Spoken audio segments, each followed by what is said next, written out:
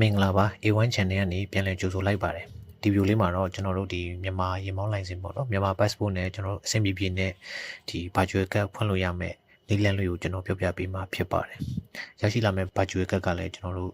ဒါ Google Pay နဲ့ချိန်တာတို့ PayPal နဲ့ချိန်ပြီးမှ verify လုပ်တာတို့စတာတွေအသုံးပြုနိုင်မှာဖြစ်ပါတယ်ကျွန်တော်တို့ထုံးစံတိုင်းပဲ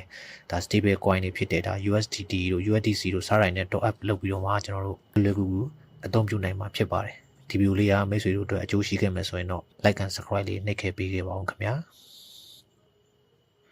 ကျွန်တော်တို့ဒီအသုံးပြုမဲ့ application လေးရဲ့နာမည်ကတော့ကျွန်တော်တို့ဒါ1native live ပေါ့နော်ဆိုတဲ့ application လေးဖြစ်ပါတယ်ဒီ application လေးကိုကျွန်တော်တို့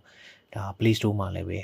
officially download ရမှာဖြစ်ပါတယ်เนาะအဲ့တော့ကျွန်တော်တို့ account စဖွင့်ဖို့အတွက်ဒါ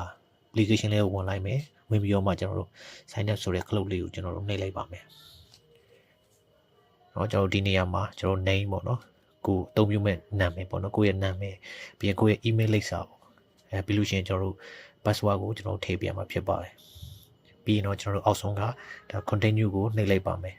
ဒီနေရာမှာကျွန်တော်တို့ခဏထည့်သွင်းလိုက်တယ်ပေါ့နော် email ကိုကြားလာတယ်ဒါ OTP code ကိုထည့်ပြီးတော့မှကျွန်တော်တို့ဒါ verify လုပ်ရမှာဖြစ်ပါတယ်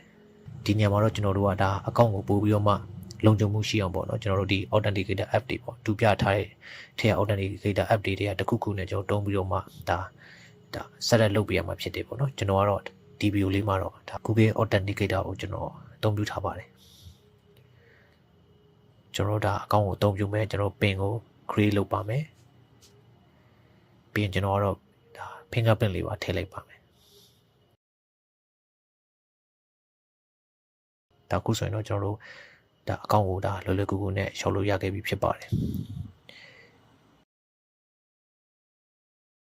ကျွန်တော်တို့ဒီ cash ရှောက်ဖို့အတွက်ပေါ့ပြီးလို့ရှိရင်ကျွန်တော်ဒီ wallet တွေကိုပေါ့နော်ကျွန်တော်တို့ငွေသွင်းဖို့အတွက်ဆိုရင်တော့ကျွန်တော်တို့ verify လုပ်ပြီးဖို့လိုပါတယ်အဲ့တော့ကျွန်တော်တို့ဒီ cash ရှောက်ဖို့အတွက် cash ရှောက်တဲ့နေရာလေးကိုကျွန်တော်နှိပ်လိုက်မယ် virtual card ဆိုရင်တော့ကျွန်တော်တို့ဒါ free ပေါ့နော်ဒါ physical card ဆိုရင်တော့ဒါတူပြထားတဲ့ဈေးနှုန်းလေးတွေတွေ့ရမှာဖြစ်ပါတယ်အဲ့တော့ကျွန်တော်ကဒီ free virtual card လေးရဖို့အတွက်ဆိုလို့ရှိရင်ကျွန်တော်ဒီအောက်ဆုံးက get exclusive get for free ပေါ့နော်အဲ့ဒါကိုကျွန်တော်နှိပ်လိုက်ပါမယ်ပြီးရင်တော့ကျွန်တော်ဒီဖုန်းနံပါတ်ရွေးတဲ့နေရာမှာကျွန်တော်တို့ဒါမြန်မာကိုရွေးလိုက်မယ်ပေါ့နော်ရွေးပြီးတဲ့အခါမှာကျွန်တော်ဖုန်းနံပါတ်ကိုကျွန်တော်တို့တုံ့ညမထည့်ပဲနဲ့ကိုကနေစပြီးတော့မှရေးလိုက်ပါမယ်ရေးပြီးတော့ကျွန်တော်တို့ဒီကြာလာတဲ့ OTP ကုတ်နဲ့ကျွန်တော်တို့ verify လုပ်ပါမယ်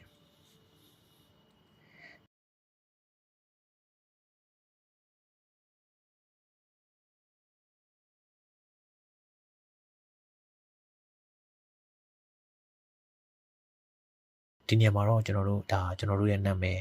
เนาะကျွန်တော်တို့နာမည် first name last name တွေပါမယ်ပြီးလို့ရှိရင်ကတ်ပေါ်မှာ position တဲ့နာမည်တွေရှိမယ်ပြီးလို့ရှိရင်ကျွန်တော်တို့ဒါလိပ်စာကိုထည့်ပေးမှာဖြစ်ပါတယ်ဒီလိပ်စာထည့်တဲ့နေရာမှာကျွန်တော်တို့ဒီကတ်ကပေါ့နော်ဒီ application ကဒါမြန်မာလိပ်စာကိုထည့်လို့မရတာဖြစ်တဲ့အတွက်ကျွန်တော်အနေနဲ့ထိုင်းနိုင်ငံလိပ်စာတစ်ခုခုကိုကျွန်တော်ထည့်လိုက်ပါမယ်ကျွန်တော်ထိုင်းနိုင်ငံလိပ်စာထည့်မယ်ပြီးလို့ရှိရင်ကျွန်တော်ကပ်ပေါ်မှာ position နဲ့နာမည်ပြီးလို့ရှိရင်ကျွန်တော်တို့ first name last name ပေါ့နော်နာမည်ရှေ့ဆုံးစလုံးနောက်ဆုံးစလုံးကျွန်တော်ထည့်ပြီးတော့မှကျွန်တော်တို့ save address ဆိုတော့နှိပ်လိုက်ပါမယ်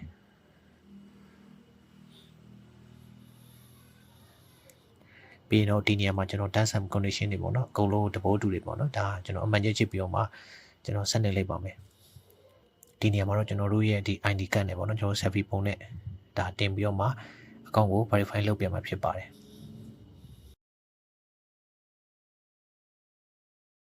ဒါကတော့ဗာပြောချင်တာလဲဆိုတော့ကျွန်တော်တို့ဒီ ID ကိုထုတ်ပေးတဲ့နိုင်ငံပေါ့ဥပမာဖြင့်ကျွန်တော်ကဒါမြန်မာနိုင်ငံထုတ်တဲ့ရေမောင်းလိုင်စင်ဆိုရင်တော့ကျွန်တော်မြန်မာကိုယူပြီးမယ်ထိုင်းနိုင်ငံရေမောင်းလိုက်ဆိုတော့ထိုင်းပေါ့နော်ကိုမှရှိတဲ့ ID card ထုတ်ပေးတဲ့နိုင်ငံကိုကျွန်တော်တို့ရွေးပြမှာဖြစ်ပါတယ်အဲ့တော့ကျွန်တော်မြန်မာကိုယူလိုက်ပါမယ်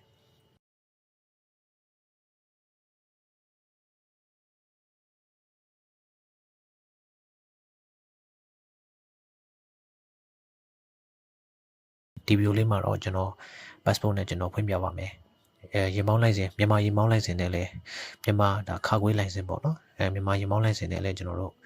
အကောင့်ဖွင့်လို့ရတာကိုကျွန်တော်တွေ့ရပါတယ်เนาะအဓိကဖြစ်တော့ကျွန်တော်တို့ဒီ ID မှာအင်္ဂလိပ်စာတွေပေါ့နော် name တို့ကျွန်တော်တို့ date of birth တို့ပေါ့နော်စတဲ့ကျွန်တော်အင်္ဂလိပ်စာတွေပါနေဖို့တော့ရေးကြည့်တာပေါ့လေ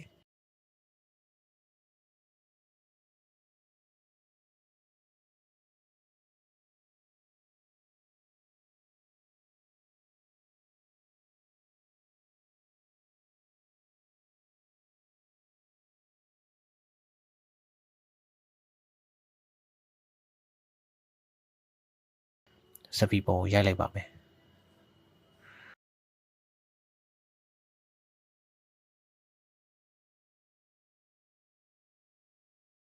နော်အခုလိုကျွန်တော် ID ပုံရယ်ဒါ selfie ပုံရယ်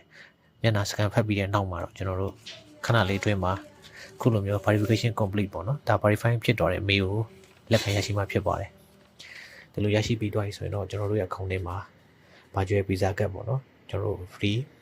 ရရှိတော့ဖြစ်ပါတယ်ကျွန်တော်ရရှိလာတဲ့ card နဲ့ Google Pay PayPal စားရိုင်းမှာချိန်ပြီးတော့မှကျွန်တော်တို့အဆင်ပြေပြီးသုံးပြနိုင်တာကိုလည်းတွေ့ရပါတယ်ဒီဗီဒီယိုလေးကိုကြည့်ရှုပေးတဲ့အတွက်အားလုံးကိုကျေးဇူးတင်ပါတယ် like and subscribe လေးလည်းနှိပ်ခဲ့ပေးပါအောင်နော်